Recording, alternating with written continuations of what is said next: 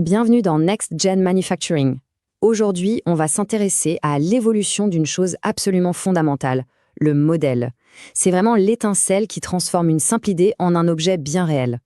Alors comment est-on passé de la main de l'artisan au fichier numérique? C'est ce qu'on explore ensemble. On a tous des idées.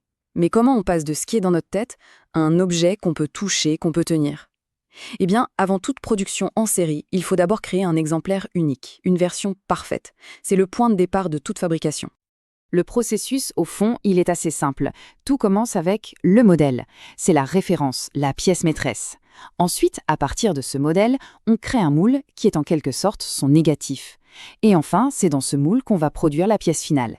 C'est une chaîne logique en 3 temps. Modèle, moule, pièce. Allez, on remonte un peu le temps. On va commencer par l'atelier de l'artisan.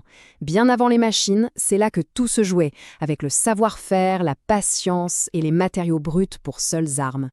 Quelle que soit la méthode, il y a des règles d'or à respecter, des règles fondamentales pour que ça marche. Par exemple, ce qu'on appelle l'angle de dépouille, c'est une toute petite inclinaison des parois, mais elle est cruciale pour pouvoir sortir la pièce du moule sans tout casser.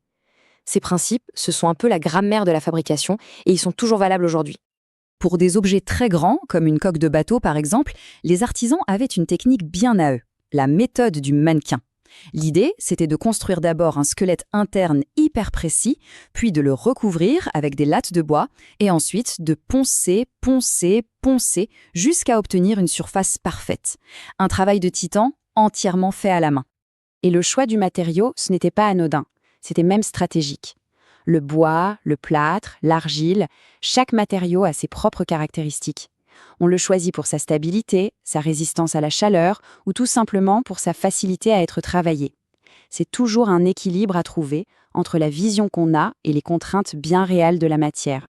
Bon, maintenant, on fait un bond en avant. L'informatique débarque et va tout changer. Elle va faire le pont entre la main de l'artisan et la précision de la machine. Un vrai tournant. C'est là qu'apparaît la fameuse commande numérique par calculateur, la CNC. Le geste de l'artisan, son ciseau, tout ça est remplacé par des outils guidés par un ordinateur. Et là, le gain en vitesse et en précision, il est juste phénoménal. On peut reproduire une pièce à l'identique des milliers de fois. Le seul hic, bien sûr, c'est que l'investissement de départ est bien plus important. Et puis, il y a eu des approches hybrides, très intelligentes, comme la stratoconception. Le principe est génial, on prend un modèle 3D sur ordinateur, on le découpe virtuellement en tranches. Ensuite, on découpe chaque tranche dans un matériau réel et on n'a plus qu'à les empiler comme un millefeuille. Ça combine la précision du numérique et la simplicité de l'assemblage. Et après ça, c'est la révolution totale. On change complètement de paradigme. Au lieu d'enlever de la matière d'un bloc, on va commencer à en ajouter. On ne sculpte plus, on construit. C'est là l'arrivée de la fabrication additive. Cette image, elle résume tout. D'un côté, la méthode traditionnelle, soustractive. On part d'un bloc et on enlève ce qui est en trop. De l'autre, la fabrication additive, mieux connue sous le nom d'impression 3D.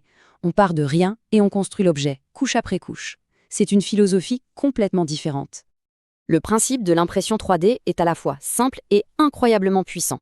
Des machines viennent déposer et fusionner des couches de matière extrêmement fines les unes sur les autres. Et en faisant ça, elles peuvent donner vie à quasiment n'importe quelle forme. Tout ça à partir d'un simple fichier numérique. Alors attention, il n'y a pas qu'une seule façon d'imprimer en 3D. Il y en a plusieurs. La stéréolithographie, par exemple, utilise un laser pour durcir une résine. C'est top pour avoir une précision incroyable. Le frittage de poudre, lui, va fusionner des particules pour obtenir des pièces très solides. Et puis il y a le dépôt de fil fondu, sans doute la plus connue, qui est super polyvalente. Le choix de la technique dépend vraiment de ce qu'on veut obtenir à la fin. Alors qu'est-ce que tout ça signifie?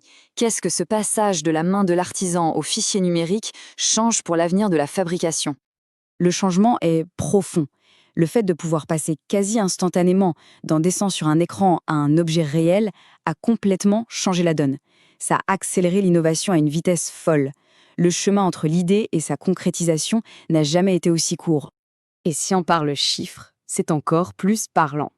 Dans beaucoup de cas, ces nouvelles technologies permettent de réduire le temps de création d'un prototype jusqu'à 90%. C'est juste énorme. Ce qui prenait des semaines avant se fait maintenant en quelques heures. On a complètement changé d'échelle. Au final, l'impact est multiple. L'innovation va plus vite, on peut créer des formes beaucoup plus complexes qu'avant, et la production est plus efficace. Ça ouvre aussi la porte à plein de créateurs qui n'avaient pas accès à ces outils industriels avant. Bref, ça rebat vraiment les cartes du jeu. Et toute cette évolution nous laisse avec une question assez vertigineuse. Si on peut maintenant concevoir et fabriquer à peu près n'importe quoi, qu'est-ce qu'on devrait fabriquer? La seule limite, finalement, c'est peut-être notre propre imagination. Merci d'avoir suivi cet épisode de Next Gen Manufacturing.